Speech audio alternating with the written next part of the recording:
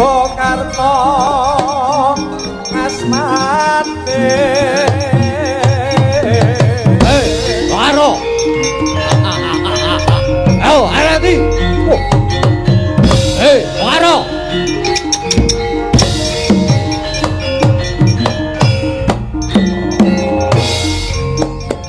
Tor iku warna diyu sumparan dene ayo tapi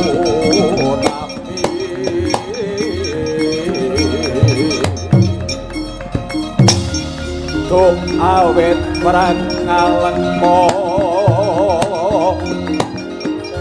Nyotarbe ato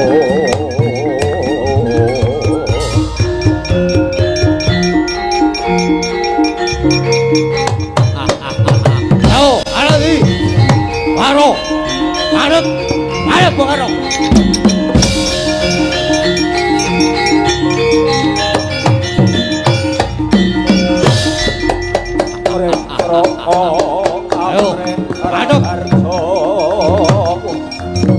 Samuka Pake kone kantor yakti Bebungso depan noro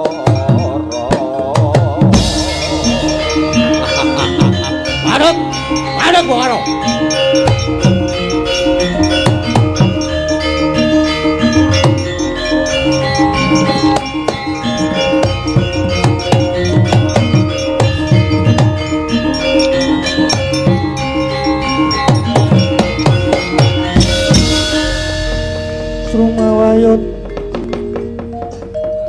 Sang Yaksendra kula rupa mangeses kadhe angin bangsa sempal kaprapal selo keplesat Soto lumayo mangungsi kagiat kakudo Kang Joko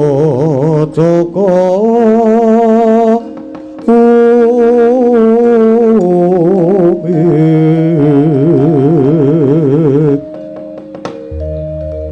Estu ngoro jagat manik raja aku ya bandaku ya donyaku ya alam gede hei karo kowe kok lontang lalu wong ora dunung kowe kok sajak bingung ki arep menyang ndi ladalah Kakang Rahono aku wis ora krasan maparno ing kene lan wis ora krasan cecaketan karo dulurku tuwa wah bangsat barat waton mengo kowe iki goblok karo tak andani monggo ning kene iki malah sing tak rasa papan sing kepenak mapan ing kasuwargan jati iki papan langgeng lan papan nikmatmu banget kowe rak sing mbok rasake ning nyatane aku ning kene isih bisa jumeneng nata nayaka lan pambating praja ning kene jangkep ya ning kene iki papan swarga tundha sanga ngono goblok buta pengung Kakang kowe ora bakal mlebu swarga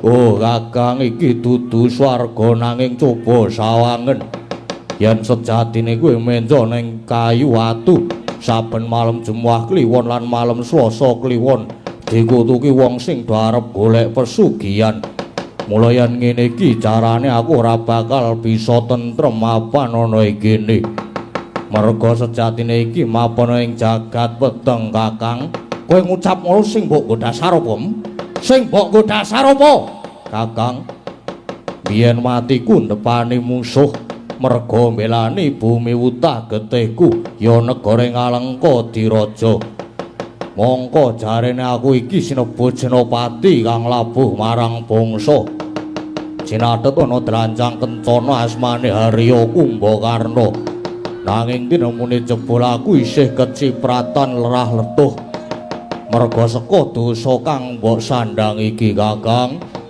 tutukna nggonmu golek titis sing Sriwidawati lan sing gedhe wangapuramu. Yen aku wis ora iso awur karo kowe Kakang, aku trima lunga saka papan kene. Plelat kowe arep minggat to kono, Drun.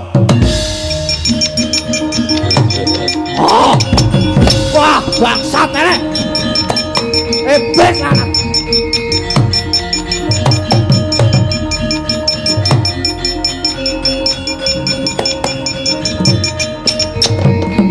Bangsat barat minggat mbok ben. Aku wis ora butuh mbok karo. Dosamu kok disepeleke. Ngerti ku ning kene aku isih ngrasake nak kepenak. Nadyan aku wujute yetma. Nanging piye carane aku tetep budidaya golek titis sing Widawati.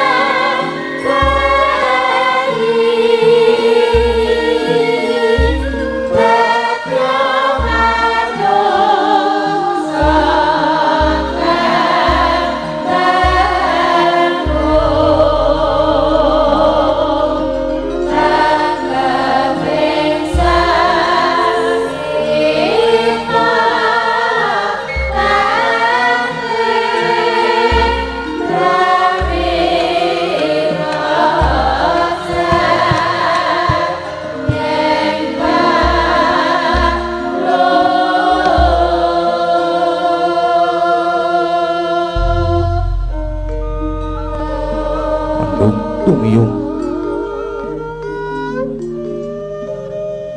Angendanu mayung ingkang ketaman Rudatin Anjegreg Pindha Tugu Surakarta nenggih pamadyaning Pandhawa Raden Arjuna Raden Janaka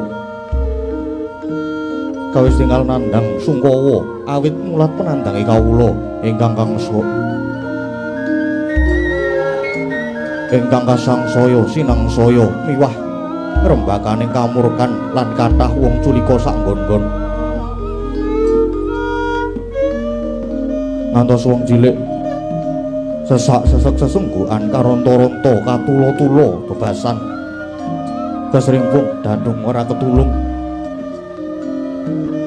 sesambat esuk sore datan ana mendhane pramila karya sungkawaning galih Dyan Arjuna datan mubah datan musik ngeningken cipta murih antuk margi pepajar kocap Sang Wawong Agung Kyai Lurah Semarga merpake unggihaning Sang Abagus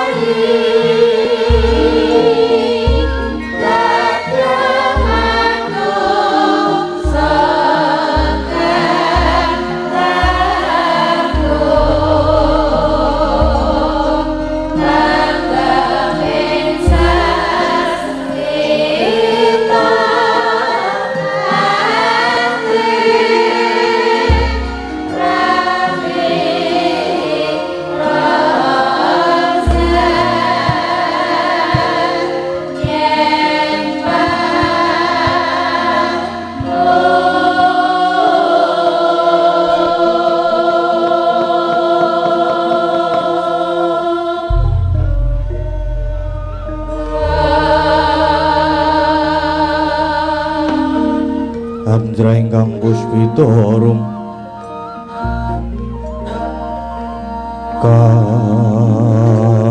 kasiring samirana mrih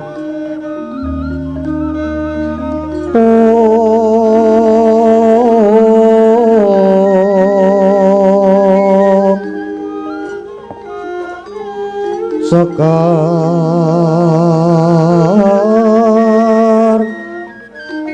kaduk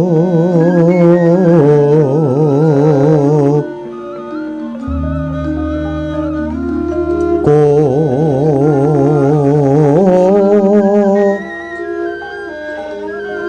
as kandanyo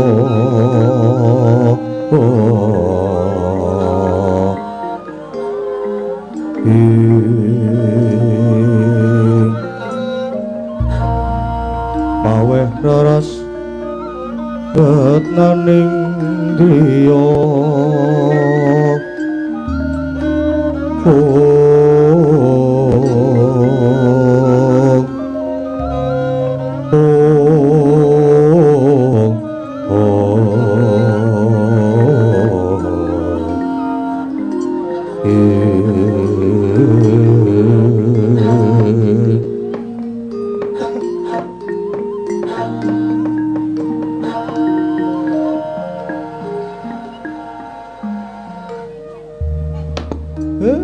blagagag ugag satulita mel den Dara Arjuna kula ngertos saurating manah jangandika ngulat kawontenaning para kawula dasih mongko kawula ingkang sami boten ngertos kendhang kimpul pojok plereting lelakon nanging sami dados kurban kasempya ing ngaradan ngoten to Den Kakang Semar ora keduga rasaku merga papateng iki malah saya ndadra ngendi papan sing ana mung sarwa cecengilan mula nggonku meneng ciptaku mung golek pepadang besok kapan bisa antuk banyu bening kinarya memayu hayuning nusa bangsa nggih Den inggih pancen lakon iki nek dijarke mawon niku boten becik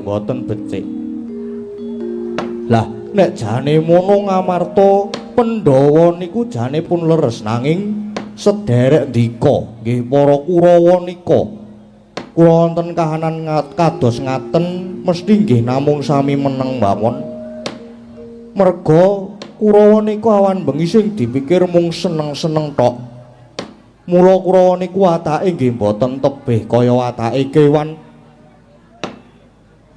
merga kan niku ya mung mangan seneng-seneng lan sanggama. Mongko nggih pun dielingke kalih alam lindhuping 7 sahari gunung mledhos. Banyune segara mumbul. Udan barat lesus kaya pinusus. Larang sandang pangane wadine Kurawa isih kober seneng-seneng lan ora menggalihake kawulane. Nyatane wae wiwit ratu nganti tekan ayaka pangambating praja cak-cakane kabeh ya wis ora bener ana sing semiran ming separo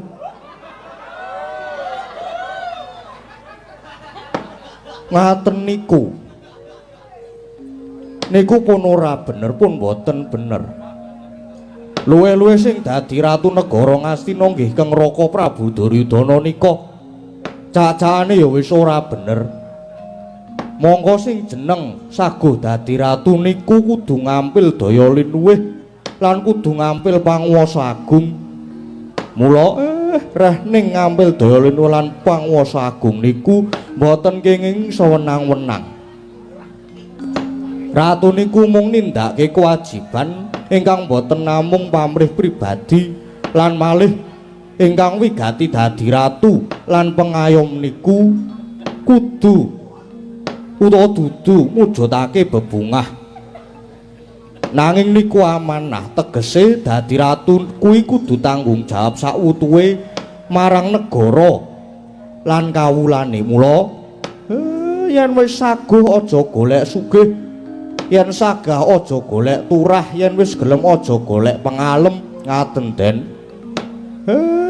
Dilalah kok negara Ngastina niku diasta dening Kang Raka. Dilalah cobi kok aduh. Dilalah Kang Raka niku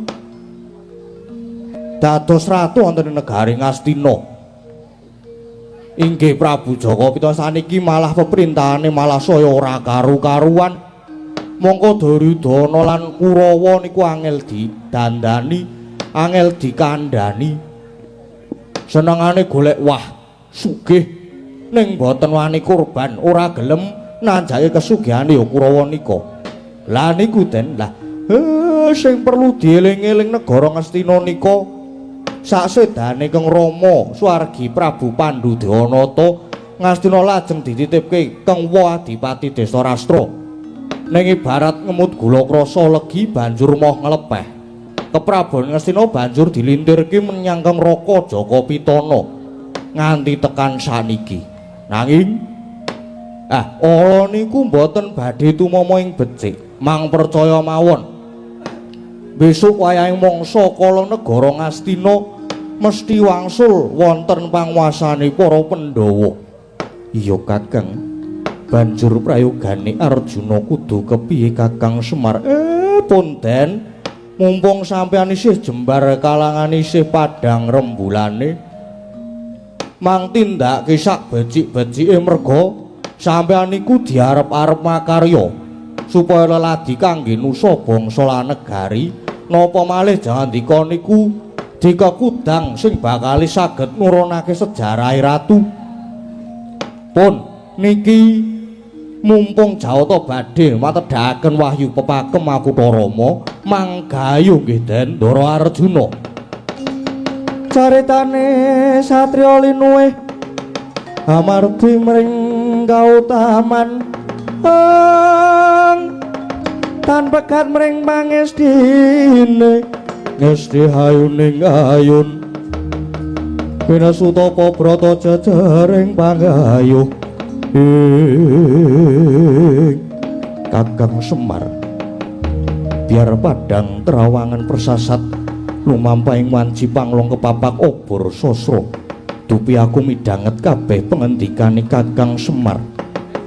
Kang mangkono tak suwun amung puja sesanti lan puja mantra uga pangesune Kakang Nayantaka.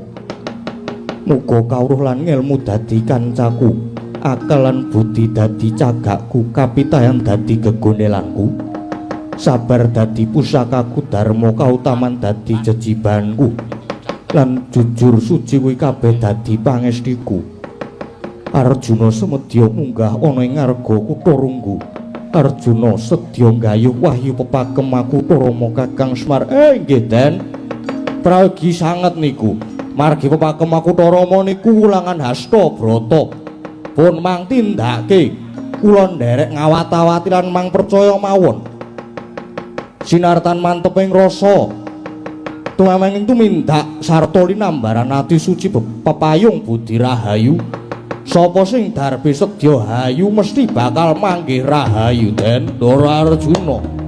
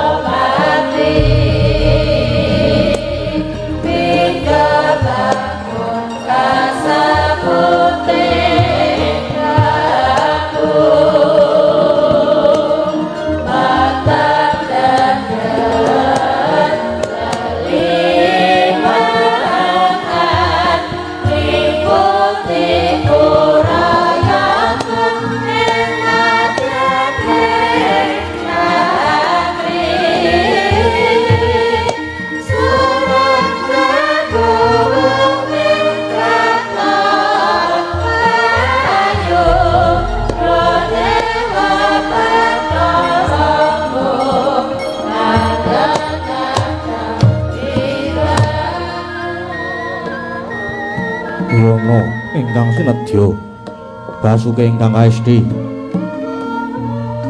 ngurwakani carita Saratri sinartan sesanti luhuring kagunan angesti kuncaraning bebrayan adiluhunging budaya pinarya hanyembul drajating bangsa kinatenging dosina wayang purwa sembada dadya tuladha hambangun jiwa utama mawardiraing tata krami pramila pantes lamun winastan kagunan suraos tontonan lan tuntunan kanthi menika tawarnane adeking pertapan arga kutha Runggu sinten ingkang mangasrama ing mriku yekti ingkang wisik Begawan Kesawa Sidi saekti pendhita ingkang gentur tapane mila datanama kalamun sidik paningali waskithing esti limpating kawruh sabarang pangandikane dadi saciptane mandi apa kang cinipta dadi kang sinedya teka Sang Maha Tapa Denya mangasrama tanpa kanthi Bambang miwah endang nadyan mekaten kathah para cantrik manguyu jejanggan ingkang samya puruhita mring Sang Wiku nalika semanten sawunya jugar deni romangsah semedi gya lenggah wonten madyaning pacrabaan sineba sanggihaning para cantrik indung-indung lah sinten wau ingkang kepareng caket mangarsa nggih Raden Anoman ya Resi Mayangkara ya bayuning wanara kasambet wiswanipun para kadang bayu nggih Dedya Jajal Rega bayuning raseksa Mayanaka bayuning gunung Naga Kuwera bayuning Taksaka Garuda Mahambira bayuning Kukila lan Situbanda bayuning Liman Wauta Sang Maha Resi dupi mulat wiswanipun Sang Anoman mila arsa Rukmendriya dadi mangkono pangudas maraning Dreya ingkang dereng kawedaring lisan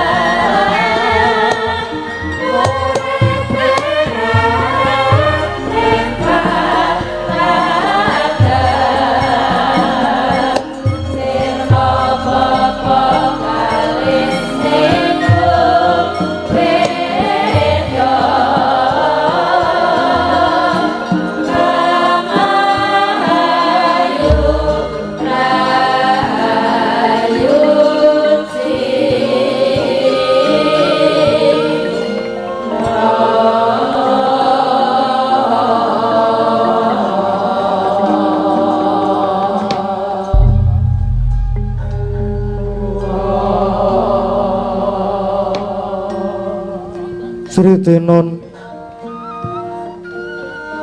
ning wasewakan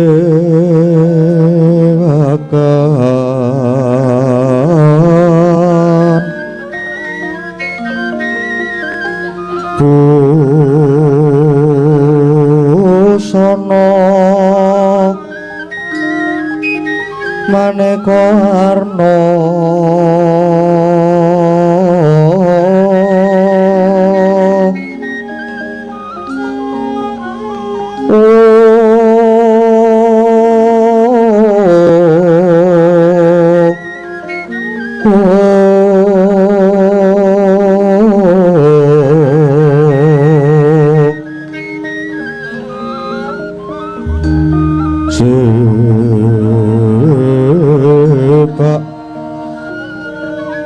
tengu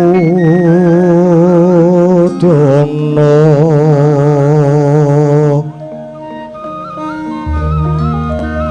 miang banjarah saroro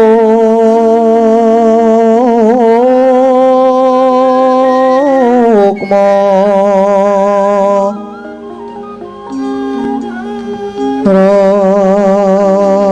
ranggeng manik nara narata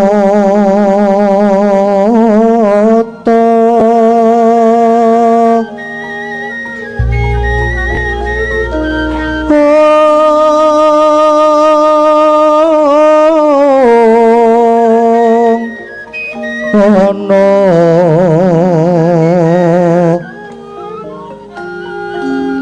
Obro banyu kang mirat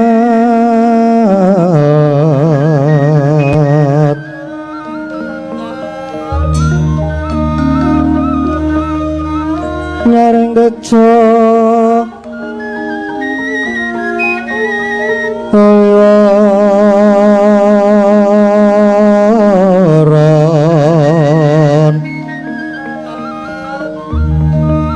lireki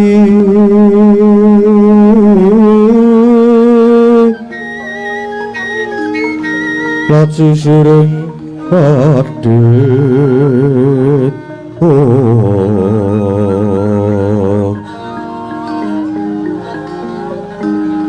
himbo kekontom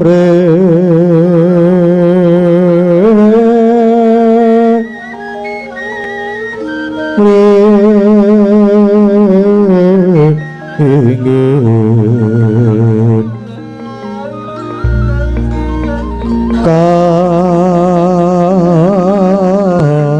katiuping samirono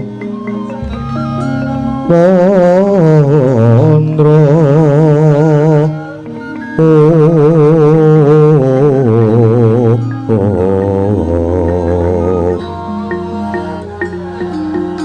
sawaran mangambar kungas ngepeki madyaning pasewakan tandya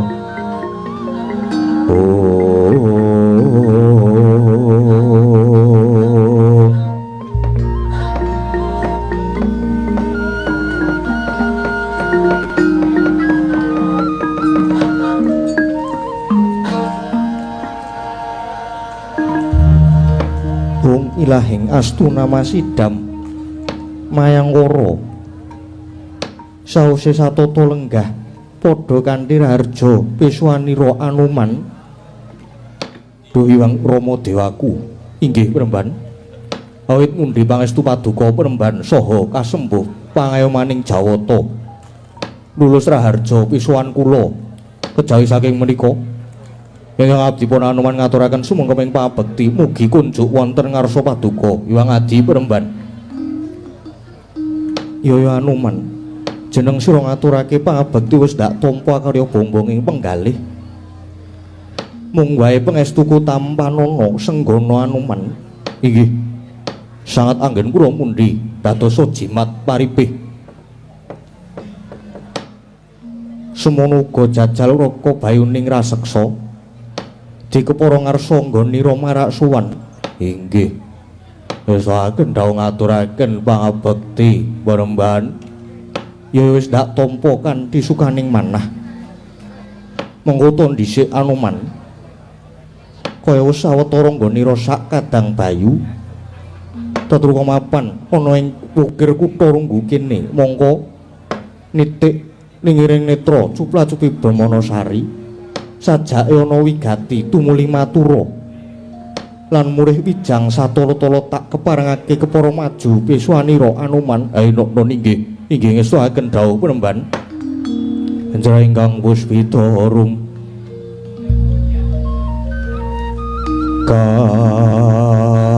kasiliring samira nomre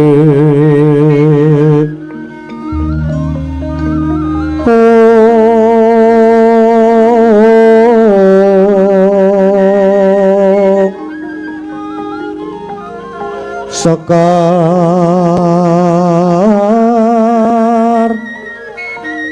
kadung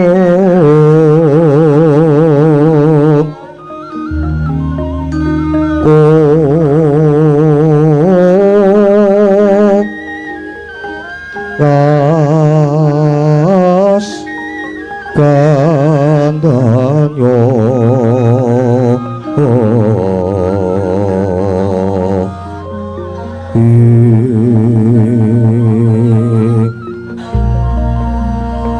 maweh raras retnaning diya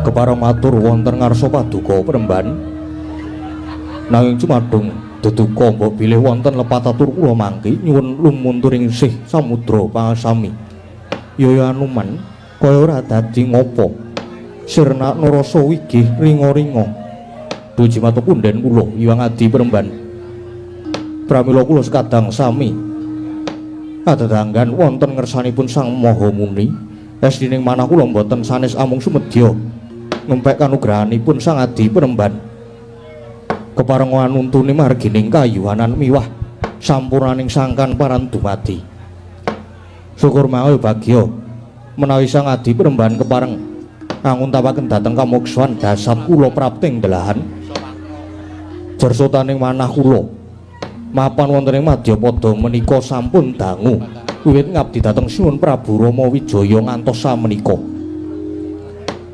sakti sampun rumaos sungkan tinitahing Madyapada ingkang hanggung sinandhangan inggih menika Cuwa Wirang Gumbira Papa Mulya lan sapanunggalanipun pramila Penemban mawantu-wantu panyuwun kula mugi Sang Adi Penemban kersa paring wedharan menika lan mugi kepareng nugrahani dhateng jasad kula Penemban wong ilahing Anoman aturira daya-daya kaya wong nyidam cempaluk mongko wedharan iku ora kena sinangga entheng lan titi wanci iki kaya durung ana wenanging Hyang Widi ewadine samengko yen ana wanci prayoga mesti bakal tak wedharake Anuman inggih matur sembah nuwun Penemban ingkang mekaten lajeng kepareng ingkang abdi cumadung dawuh Penemban senggana Anuman malah kalenggan iki aku bakal munggah ning sanggar pamujan minta sing jawata nindakake panemban sira wae Anuman sekadang sawetara tak tundung metu njaba ana pakaryan ingkang kudu mbok sangkul krana kalenggan iki kutha Runggu bakal ana tamu kang teka aja nganti tamu iki mengko ngrusak swasana bening temah dadi butek swasana padang dadi peteng lan aja nganti ngridu nggonku bakal nindakake panemban senggana Anuman sikra-sikra yen permana kanca sikra ngraketa nawang sesangka nawang sesangka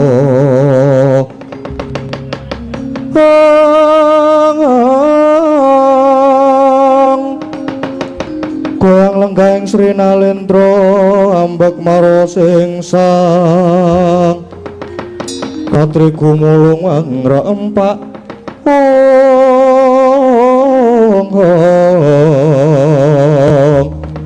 katri gumulung mangrembahing wadya kurata kurareka giri-giri kurata kurareka giri-giri kumregut makut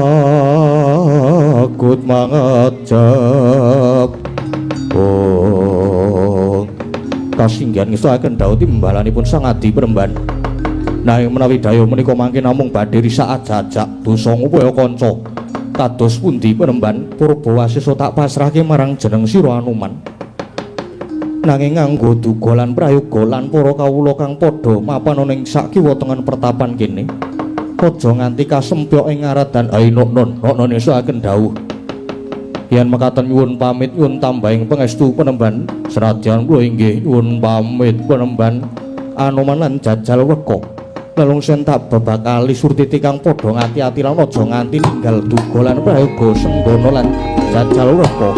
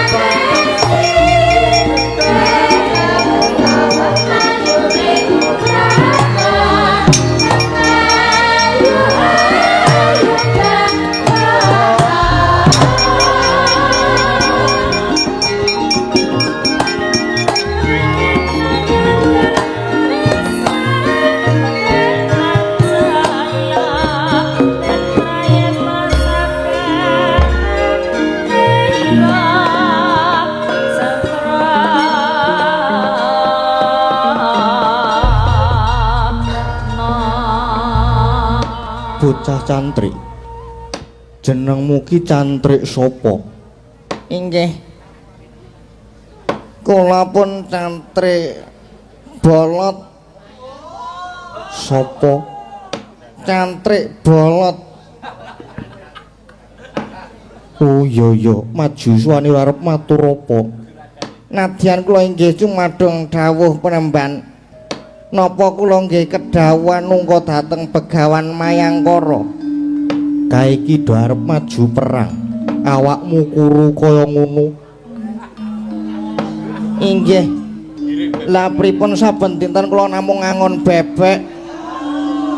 Mboten nate maju perang. Nang menawi kula dipun dawuhi kula inggih sampun siap.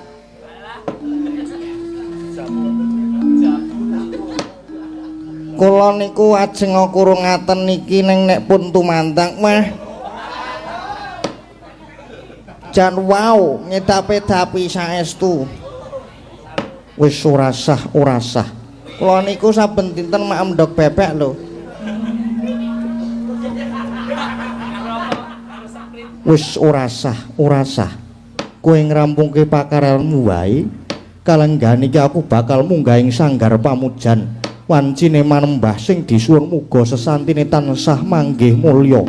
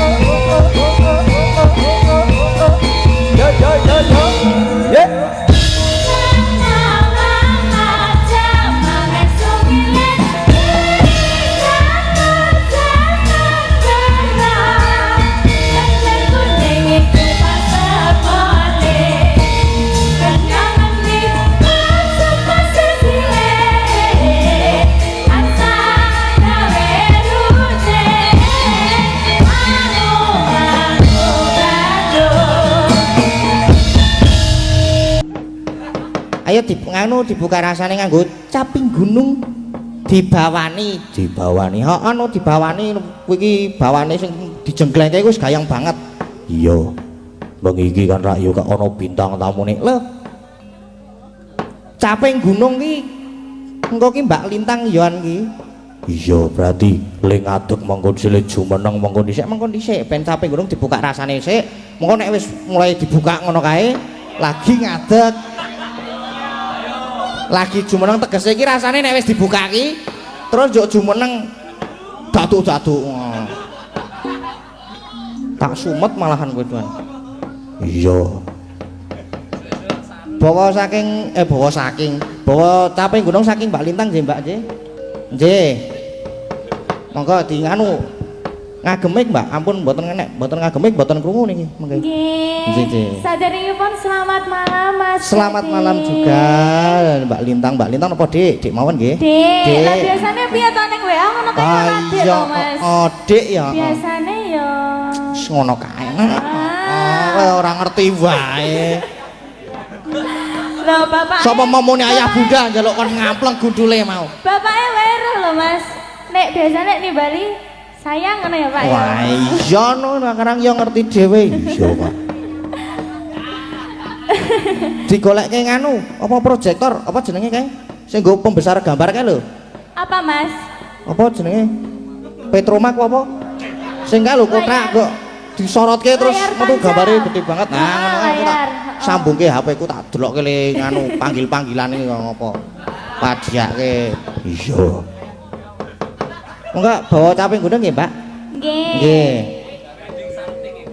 Ayo ya Dik, odeng Dik lali Dik. Dik. Heeh. Penak Dik lho Mas. Iya, penak Dik. Heeh. Jan penak tenan heeh. Ora guyu tak? Ora. Monggo Mbak. Monggo Dik. Heeh, kleru meneh aku.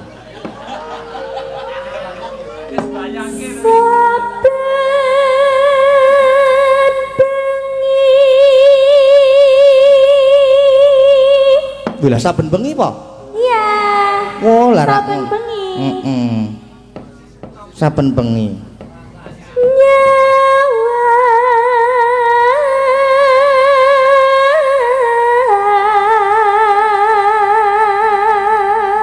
Nyawang aku apa nyawang sapa? Nyawang Mas Gading to Mas. Nggih.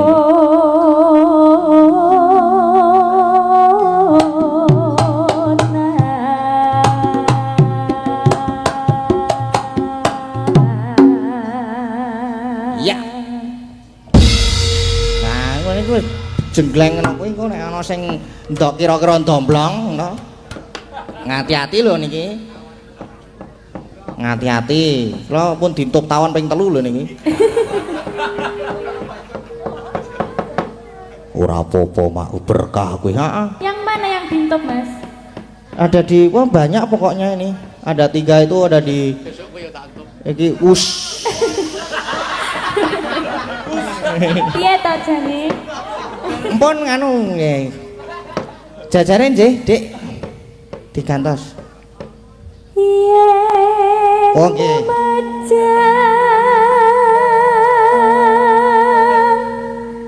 Omong karo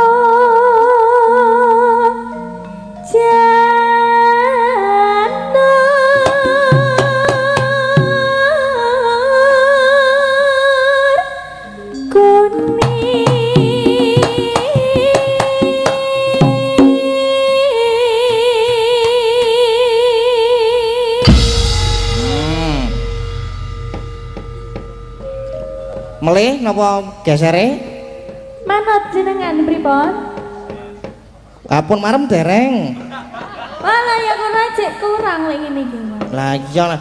Ya nek gur ping 2 ki ya Kudune ping pira, Mas? tergantung kuwi. Tergantung ngono kuwi. Heeh.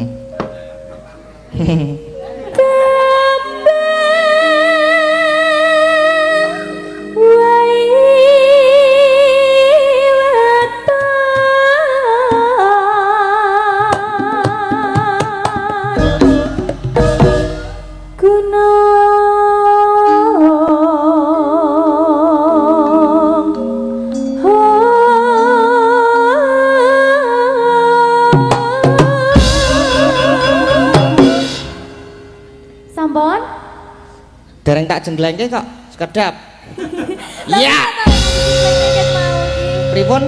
Kok mboten ket wau-wau? Ah ya ngono. Ngono kuwi ya nganggo wektu. Alon-alon ya, Mas. Heeh, harus pelan-pelan nek kaya ngono kuwi ndak. Pelan. Karo dirasake. Nggih. Iya. Ngene iki pripun? Nggih. Digeser mawon, sakniki digeser sinten niku? Wala sing senengane rasan-rasan ki ya iki. Lah ya mau kok ya ngejaki rasan-rasan ae lho. Heeh. Senengane kok rasan-rasan ki sing dirasani ki apa to jane iki? Sing dirasani aku jane iki krungu ya mung ketok ora krungu wae nang kene iki.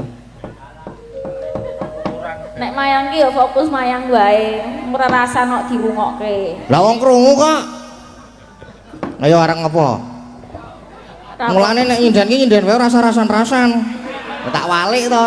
Lah penake rasan-rasan ki. Kan aku wis ngomong mbok tak melu, mulane kuwi aku oleh melu apa ora? Lah mbok mau dene. Mbok kono sing dene. Ra ono nggone ning. Ih, jembar ngene kok. Wis rong. Wis. Nggih kula nggih Dik lho. Oh, ya ada, Dik. Dik sapa? Dik iye.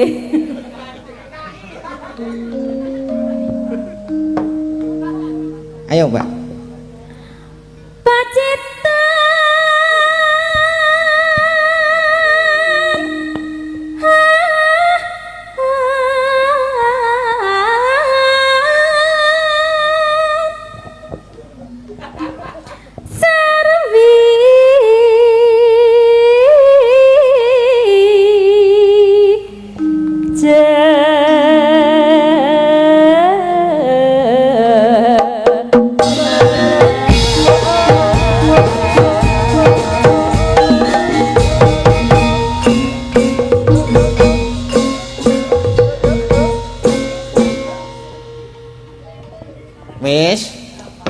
Wis urung. Kula pisan mawon nggih Nggih. pun tuwa soale, nggih.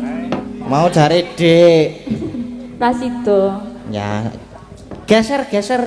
Iki yo kancane rasan-rasan wingan iki. Ya ora apa-apa.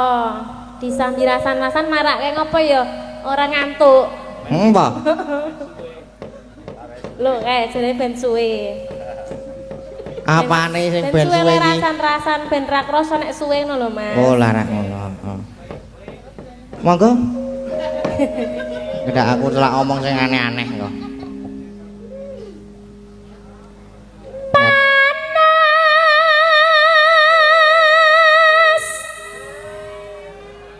Ngeyup. Oh alah nggih. Niku lho Mas, sing Enten niki napa? mboten ketinggal. Oh, nggih napa? Ingkang wonten inggil nyuwun pangapunten napa? Mandhap Nggih. kajenge sedaya. Wis danten saged ketingal. Nggih, saged mirsani. Nggih. Entuk ya gone medhot. Ya ora mak mengko kowe sing ngiringi sapa? Ayo wis. Jemblung ngono kae malah apik banget pisan.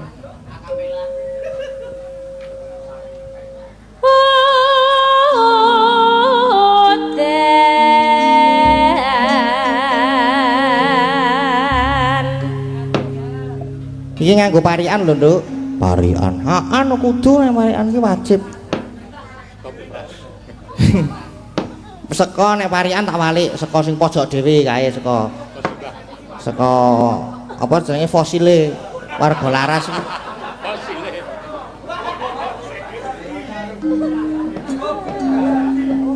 Seko pojok dhewe. Mbah. Mbah De. Piye? Parian nggih? Ya. Nggih. Aku nek wis diwangsuli njuk wedi aku ki sok-sok iki. Merinding aku. Iki parian kok, Mbak? Dereng to? Ampun to. Oh, iya. Weh, lah kepiye to ki? Ya. Ora krasa apa kepiye? Hah? Ora krasa ya. Karang ora rasan-rasan mau kok ya.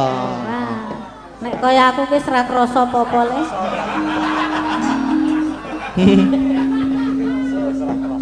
Nggih, maaf. Ayo.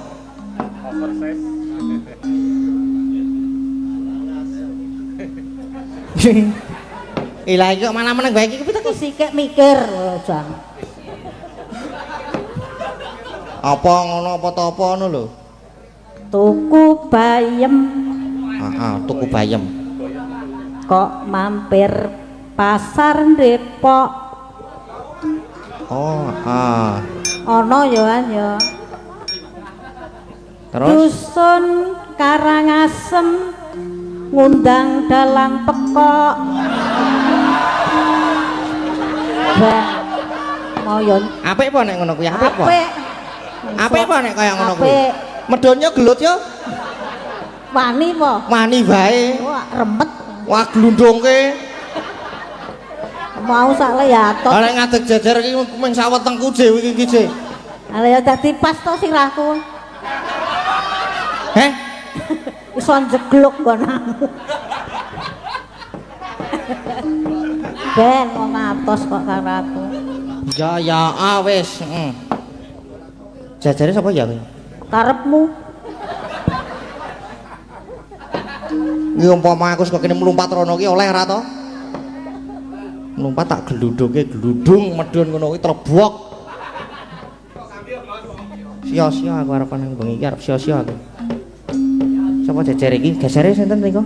Wah, Bu Wahyu nggih. Iki garwane nonton rawani. Adol apem. Apem? Apeme rada ana sing rada gosong apa ora? Oh, boys. Boys. Boys? Ana apa mau boys? Maksudnya api ngoten lho, nama semringah. Apa mau boys iki lho? Saya. Apa me apik ngono to. Nggih. Ning ra payu-payu. Lah adol ki nek ndi ora payu-payu ki. Pun mboten kathah sik seneng apem. Mugi warga Karangasem tansah slamet rahayu. Amin. Jajare lagi mae, ayo mae.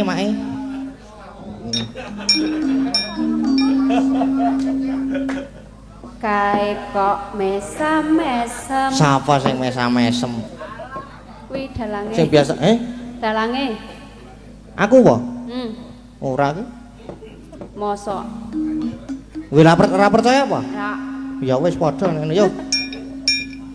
karo guyang-guyu. Heeh. Mugi dusun Karangasem tambah maju. Amin. Gesere lagi. Iki mbok-mbokane warga laras iki. Nek sing pojok ke mau fosile. Nek sing iki mbok-mbokane. Iya. Mongko luwih tuwa Mbak Neti karo Mbak Wahyu lho timbang aku. Ora apa-apa. Lah kok iso? Kok iso? Ora apa-apa wis ora usah. Tok ora wangsulan to. Arep wangsulan ki wonge mayang dhewe je saiki iki. Aku ki ning kene enom dhewe ya. Enom dhewe. Ho apa? Heeh. Wah. Umur pira? Umure 17 tahun. 17 tahun. Ya ampun, jebule isih enom to? Heeh, ya karo Lintang Kairo we enom aku. Wah. Ho apa? Heeh. Wih, lah kok lagi ngerti to aku. Aku Ayu Kairo.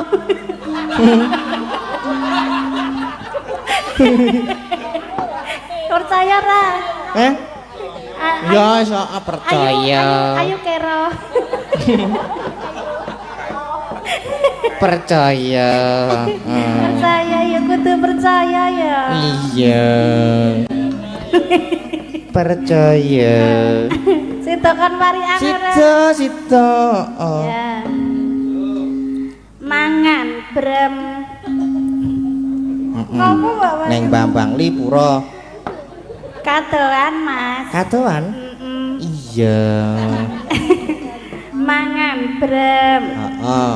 Nyes rasane. Nyes. Yen Karangasem. Ayem tentrem wargane. Amin.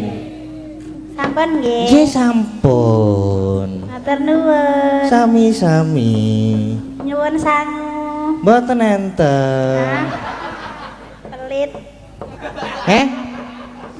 Pelit. Pelit. Pelit. Sangu.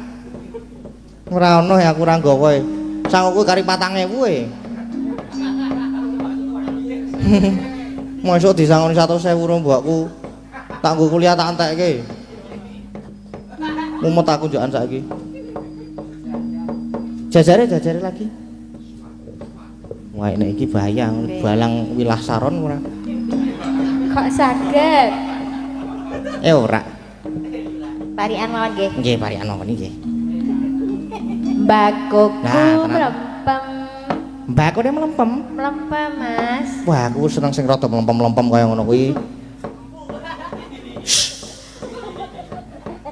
Terus apa mbakune mlempem? Mergo kudanan. Kudanan. Mlempem mergo kudanan. Yo yo ra payu. Ya, terus Kagem warga Karangasem. heeh. Mugi tambah kesehatan. Amin. Nggih yo sing sok rasan-rasan iki kudu dites iki ngene iki. Ping 3. Kok ping 3? Ora. Pisan wae ora apa-apa. Pisan. Yuk. Sik lah. Aduh padha Mbak Endah ya. Nah, ono iki. Apane sing padha? Mbak Kone mau lupa. Ya beda ah. Oh. Apa beda apa? Ya Temanggung karo Yojo beda apa? ya Aku ora ngerti kok. Sopo kamu?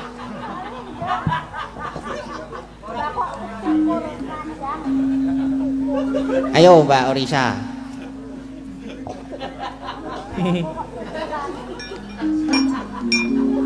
Waduh, kok mlempem. Waduh kok mlempem. Apane? Kuwi krupuke. Kuwi krupuke. Mugi warga Karangasem sehat-sehat awake. Amin. padha karo kesehatane mau kae jane mingane. Jajare meneh iki. Sing nek rasan-rasan ki saben dina kok rasan-rasan ki. Kaya ora entek topike iki kaya ora ono enteke iki lho. Ora. Parian ya. Iya no. Apa kon salto? Ana sing lonjong. Oi. Apaan tuh? Kuning warnane. Nek kuning ki ya aku sok nemoni ning kali iki sok nemoni. Iki lho. Oh, larang. Apa gedang? Gedang. Heeh. Warga Karangasem Ponjong. Heeh. Mugi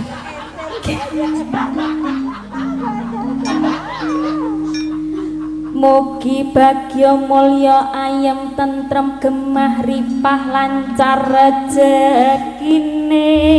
Amin. Komplit nek iki, Nduk. Iya, Mak, mengko sing kari dhewe iki sing ora kebagian. Kowe lah iki Dik Lintang ki pintene ora jamak kok.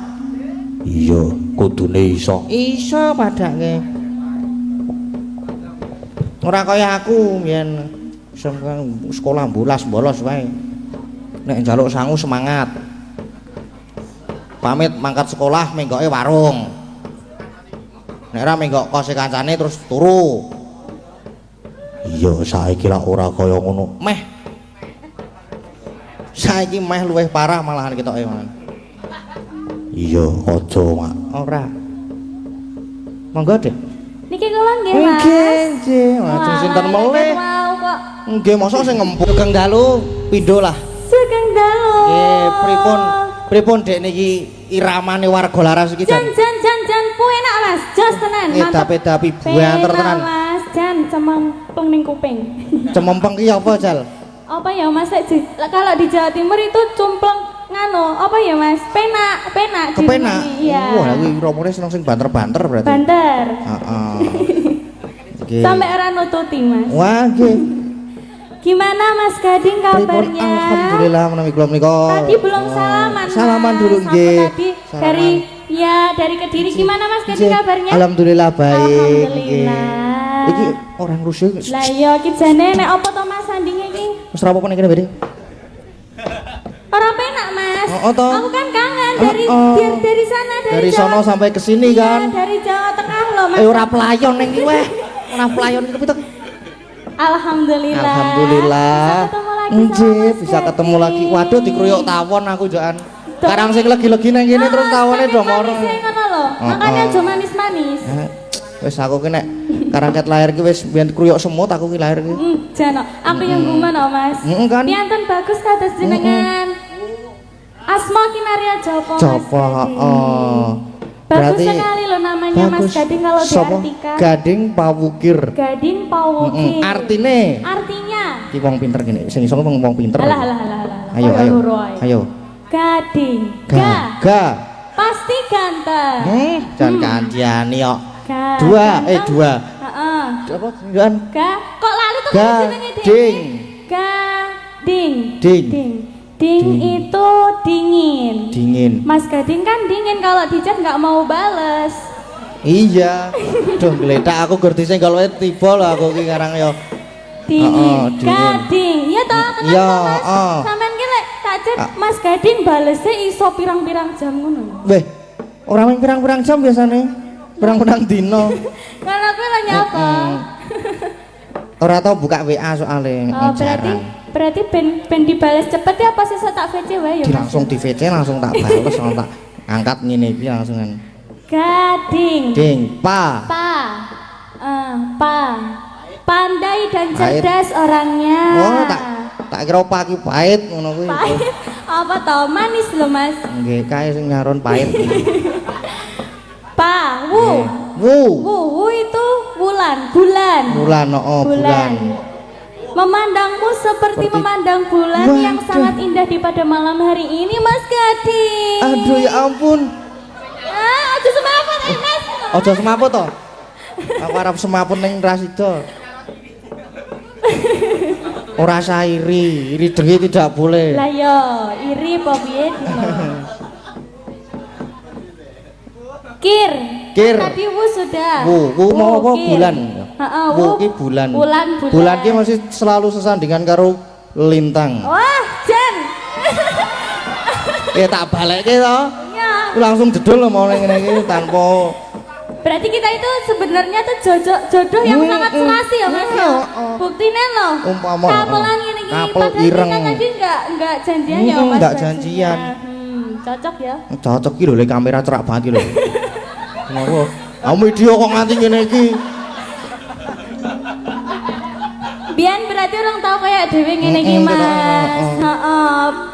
Ben zamane isih Facebook. Nek foto ngene iki lho. Ngono kae. Terus apa mau kir? Kir ini. Kir.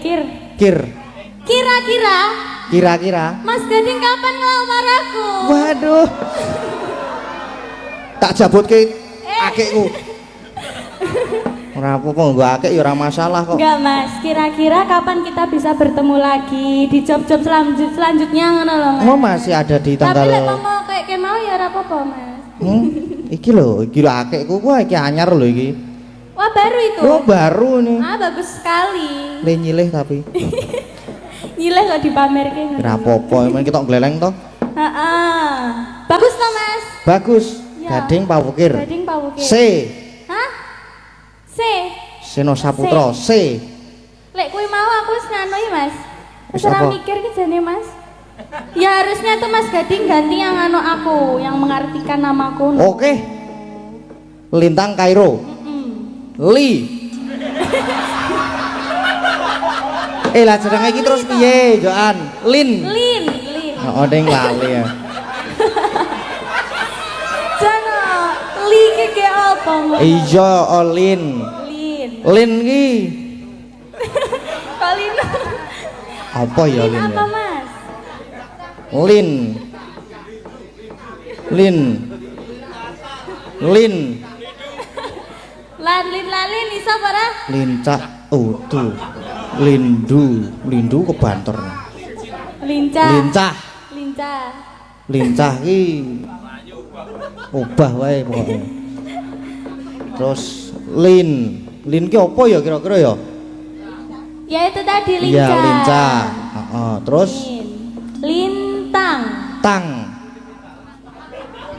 Tang ki Apa? Tang ki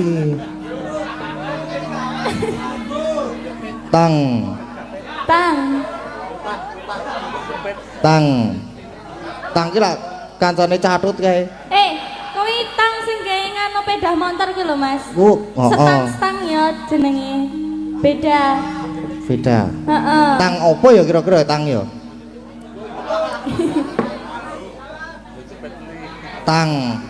Tang ki Apa? Tang ki tangannya halus sekali. Wah, masa coba sini tangannya. Iya, oh iki lho. Halo, piye to? Do pengen to. Ada nih kok. Eling mati aku lintang. Kai.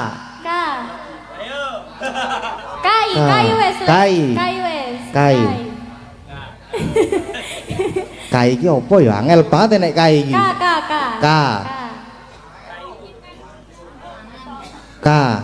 Apakah Mas Gading?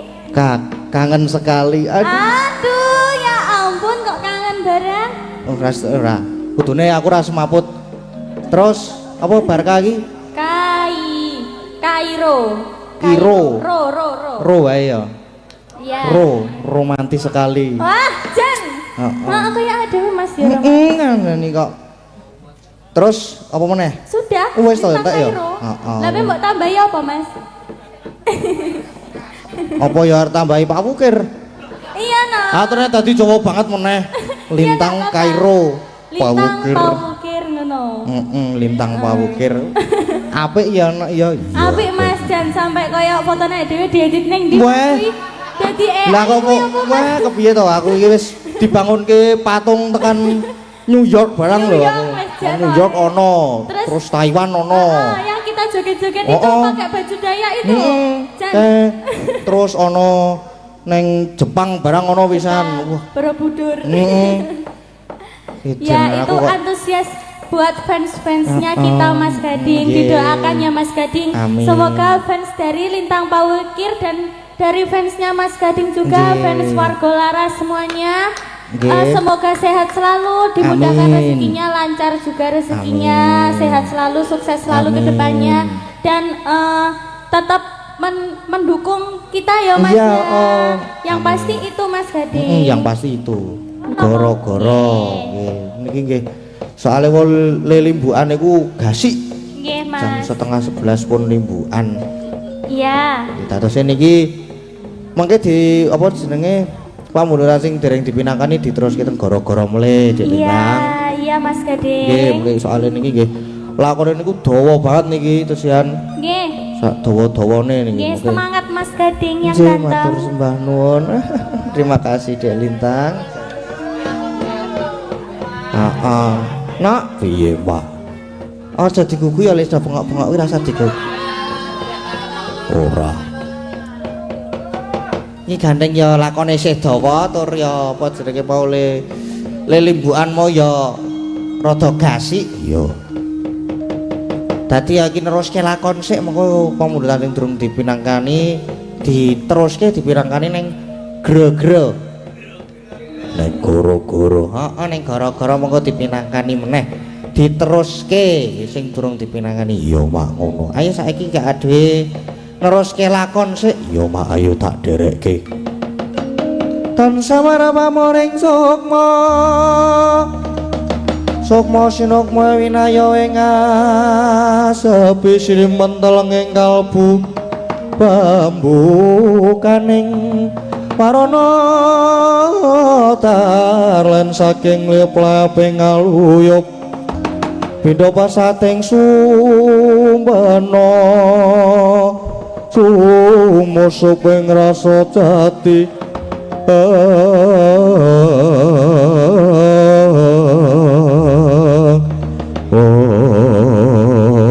sinegek semanten ketika capok ingkang wonten lenggahing arga kutha Runggu Raden Anoman Hirasi Mayangkara ngawit dhateng para kadang bae satemah sami gumbira diasih.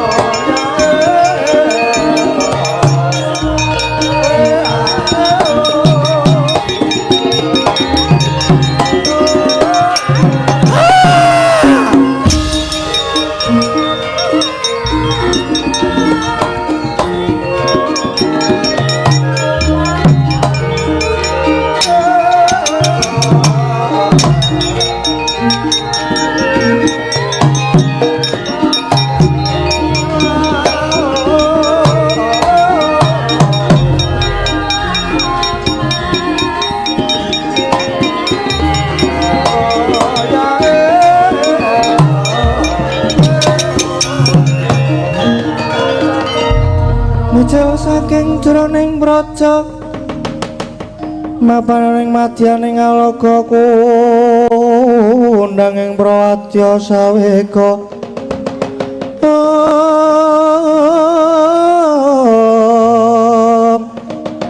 pasara tambur miang suling pepandhen taludak ya pandira kakandha mawarna warna pindha cala diana sare kauryan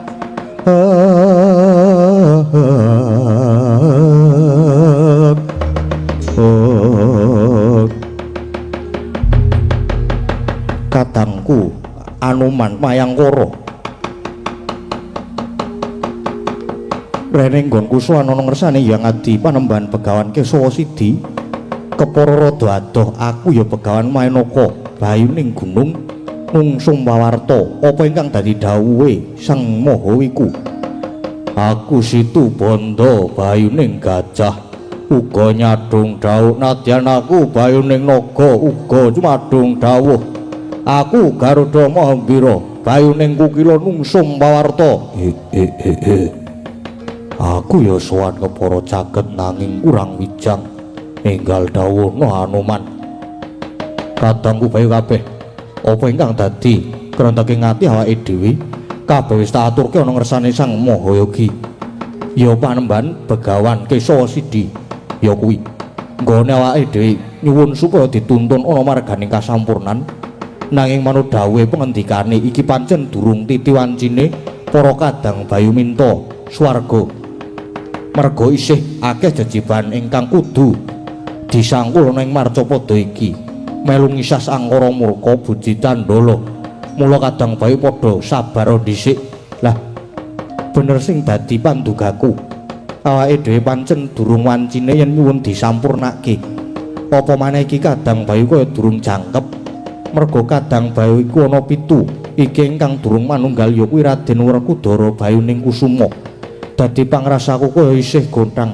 ya bener kuwi isake jeciban ingkang kudu disangkul melu ngewangi Werkudara kudu melu ngewangi Werkudara bayuning Kusuma nggone memayu hayuning bawana ngreksa kayuananing jagat raya ya Hanuman lah banjur piye sing dadi dawuhe Sang Maha Wiku para kadang bayu malah iki mau Sang Maha Wiku dawuh marang kadang bayu supaya mudhun ana lengkahe ngarga Kutha Runggu iki merga manut pengendikane Kutha Runggu kene bakal ketekan dayoh nanging dayoh iki mung bakal mbebudhek banyu bening para kadang bayu wis keparingan purba asisa supaya mbalekake utawa nrenggalani lan saka pandugaku tamu iki mesti ora mung ijen nanging nganti wadyabala segelar sepapan yen pancen mengkono prayogane ayo dipethuke wis ora sah kesuwen ayo enggal dipethuke sekirane gawe geger diadepi bareng-bareng.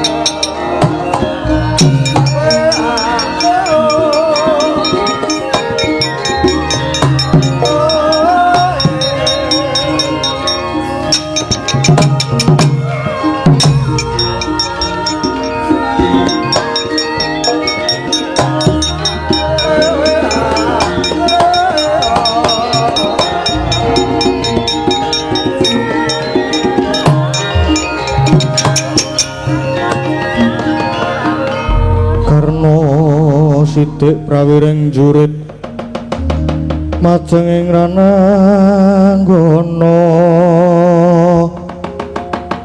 mingisaken sangkala titih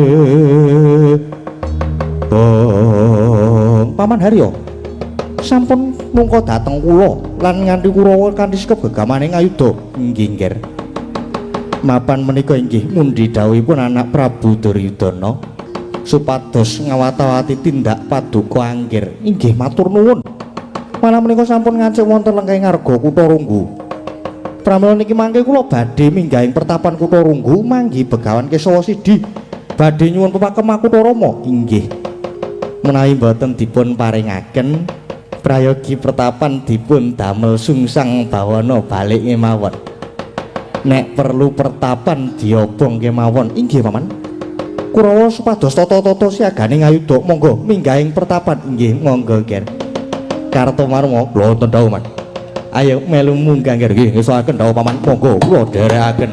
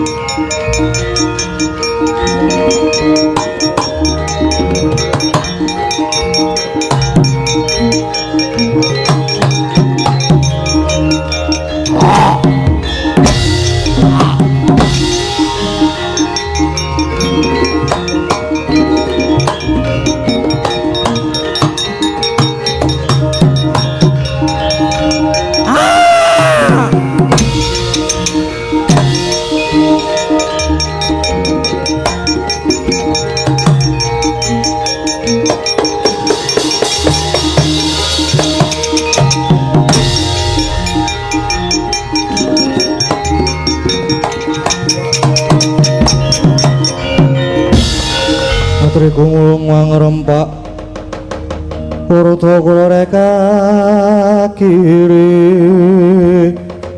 Rangkono gawe gelar Paman Haryo nembe badhe minggahing pertapan niki malah wonten wujuding Wanara Seta nyegat lampah kula inggih nggih mboten namung wujuding kethek ning werna-werna. Nawa sajahe santri pancen wujude kewan-kewan man. Ning ya ana butane barang wae ning sajahe desa tata jalma niku man. Iya, Dur. Anggir karna prayogi dipun takoni mawon. Nggih, Paman. Mengko dhisik lagi wae arep munggah ana pertapan iki kok ana wujude kewan werna-werna malah sing ngarep dhewe iki wujude kethek putih. Ayo, yen pancen kowe padha bisa tata jalma Lan yen pancen duwe jeneng gageng aku jagat Dewa Batara. Ngabari karo aku sak kanca sak gelemu dhewe. Nadyan aku kabeh wujude kewan nanging bisa tata jalma. Ladalah. Bisa tata jalma yen ngono kowe duwe jeneng. Sapa aramu? Nadyan wujudku wanara. Nanging iki ora mung kethek sembarangan. Takon marang aku Raden Senggana Anoman. Aku Dedya Jajaluraka, aku Gajah Situbanda. Lan sing mabur kae mau Garuda Mahambira. Nite saka agemanmu cara Nalindra ratu ngendi sapa jejulukanmu? Ditepungke wae. Aku nata ing ngawangga Prabu Karna Basusena. Aku Patih Ngastina, ya iki Patih Harya Sengkuni. Ya aku wis tau krungu kondangmu, aku wis tau ngerti kondangmu. Ana parigawe apa dene padha tumeka ning Arga Kutha Runggu kene? Anoman. Jaring pertapan Kutha Runggu kene bakal mudune Wahyu Pakemang Rama. Ingkang saiki diasta dening Begawan Kesawa Sidi. Lan mbok menawa kowe ingkang dadi cantrike Dasar Kepranyata. Aku sak sedulur iki siswane Sang Mahayogi. Lah yen ngono, ayo kowe saiki sumingira. Aku bakal sak pejagong lawan Begawan Kesawa Sidi. Nyuwun wahyu Makutha Rama kuwi. Narpati Basukarna, piye? Aja gumampang, merga pepakem Makutha Rama kuwi ora sadengah diwedharake. Mongko tekadmu ing kene nganti wadyabala gelar sepapan, tegese kowe mung arep bebutek banyu bening. Apa meneh nganti Kurawa, mongko Kurawa wis kondang ambek angkara murka. Mula kowe bali yo wae lah dalah. Gampange kowe ngalang-alangi Paman Harya. Kurawa mang dawuh nyingkirke kewan-kewan iki. Inggih, nggih. Kurawa, ayo do nyambut kae iki sing wangsulan kok mung wong siji ya. Kurawa, ayo do nyambut gawe lenggaske coklo kendarate niku. Wah iki gawean meneh.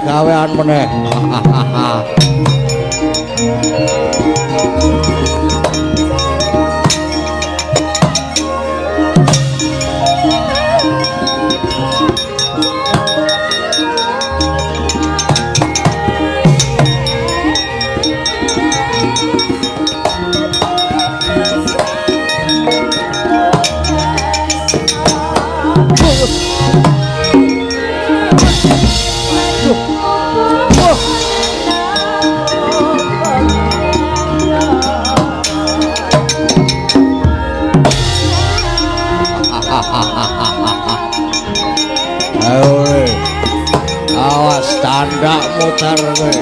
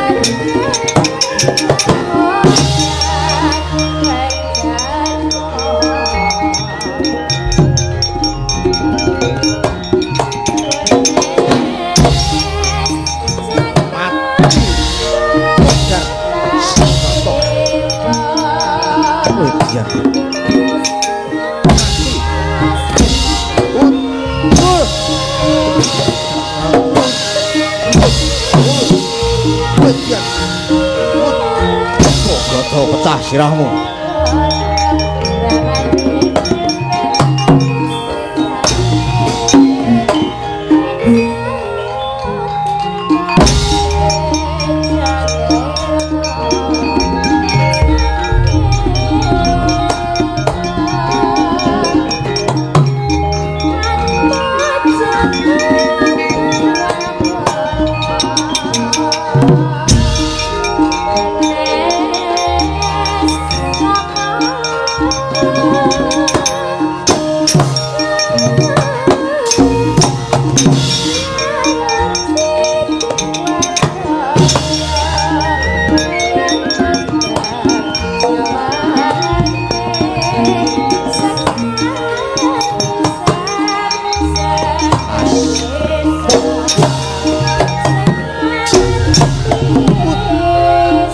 Jorge.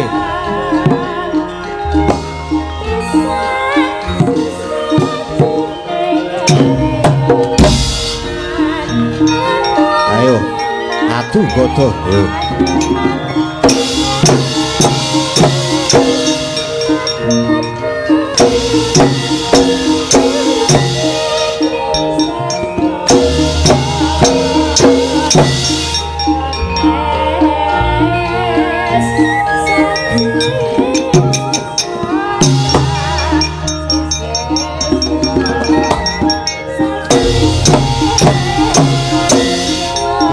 Potra gue.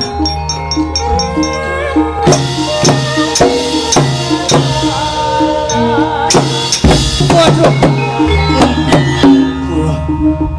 Udah.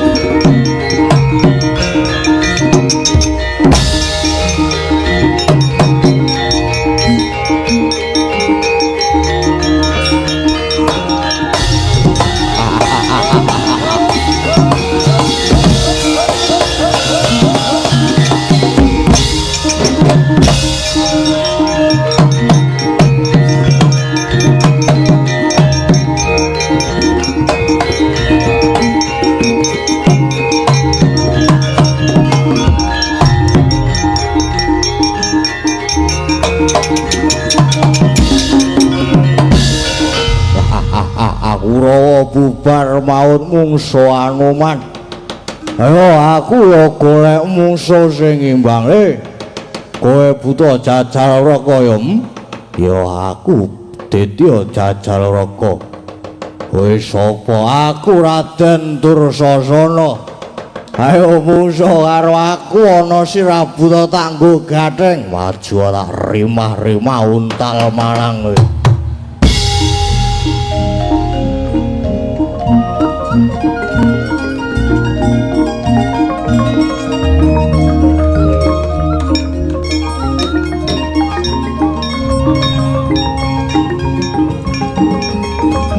Wah, rada medeni.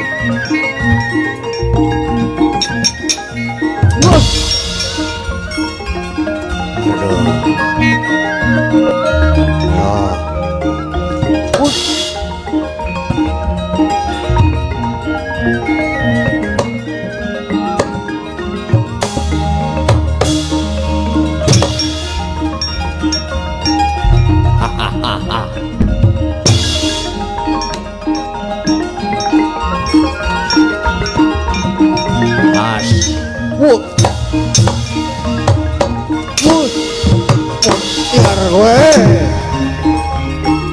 Wah, edan buta kowe ampun, lintah.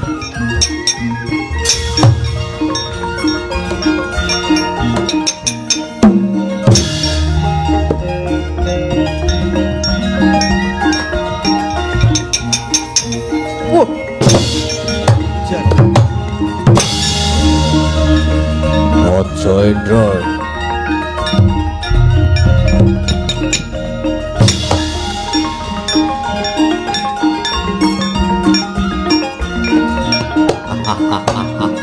Waduh, Teni. Terpus. Wah, rumpul modar ini. Wah.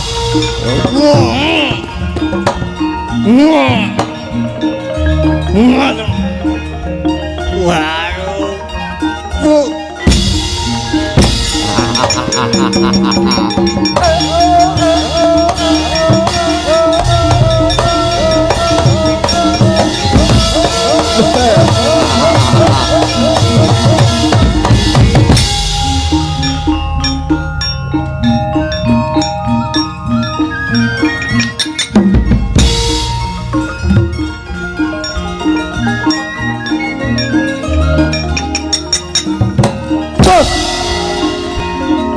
Waduh, waduh, waduh,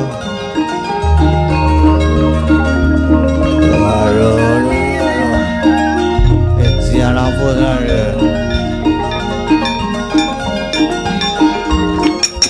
Waduh, wah, wah.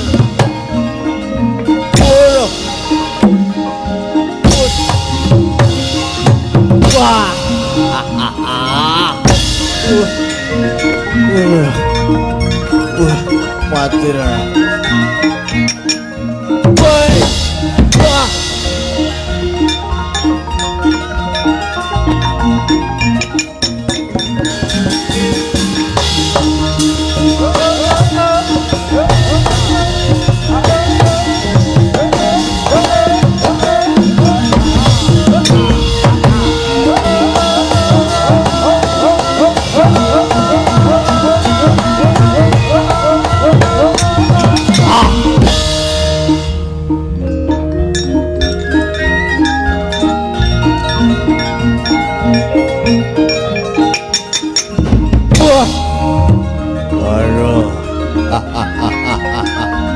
Ya, padha kowe.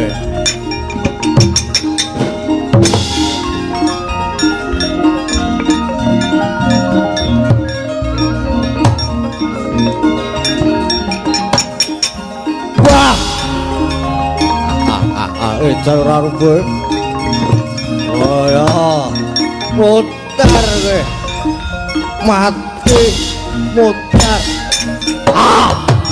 Waduh. Ah. Ah. Wah. Wah.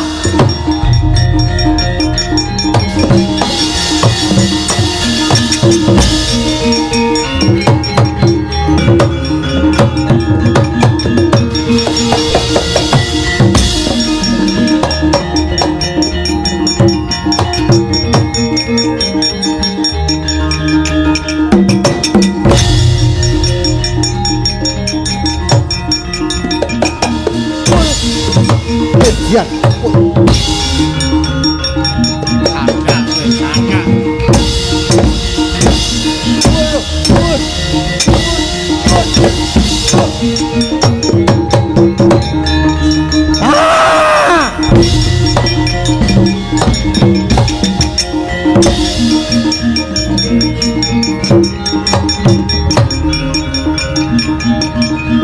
Look.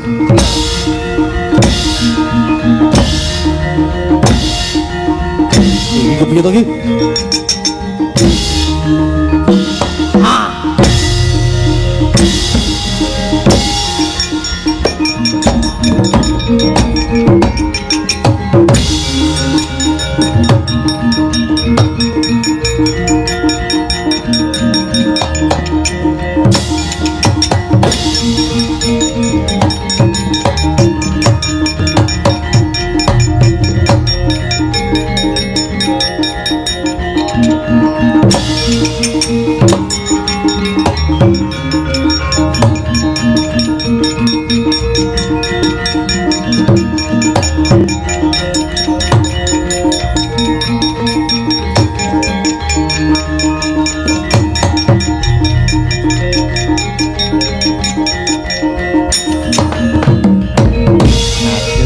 pripun niki nggih? Jebul siswa-siswane Begawan Kesawa Sidi nadyan wujude kewan-kewaning boten saged disangga enteng. Kurawa sampun bubar mawut. Prayoginipun pripun niki nggih? Paman. Salebeting sami Bandayuda niki wau kula miling-miling nyaketi pertapane Begawan Kesawa Sidi. Lan cetha yen niki pepakem Makutha Rama mboten badhe dipun wedharaken. Lah nggih. Cetha mboten diparingki lajeng kersanipun kula ajeng nyolong laku golek lenane Begawan Kesawa Sidi. Badhe kula lepasi senjata Kunta paman. Oh nggih prayogi sanget mrikel nggih mang lepaske senjata Kunta.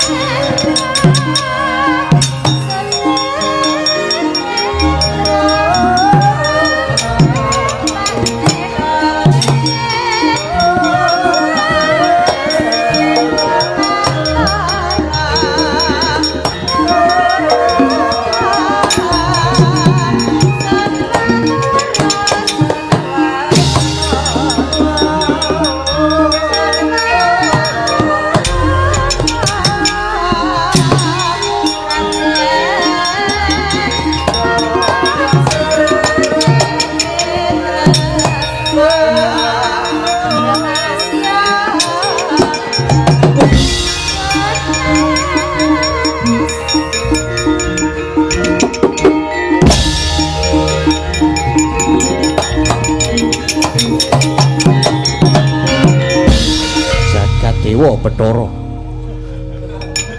ing atas Narpati Basukarna kae satriya lan senopati nanging kok laku culika nglepaske gegaman mongko sing dituju sesembahanku Begawan Kesawa Sidi yen ngono tak saute pusakane Karna kae.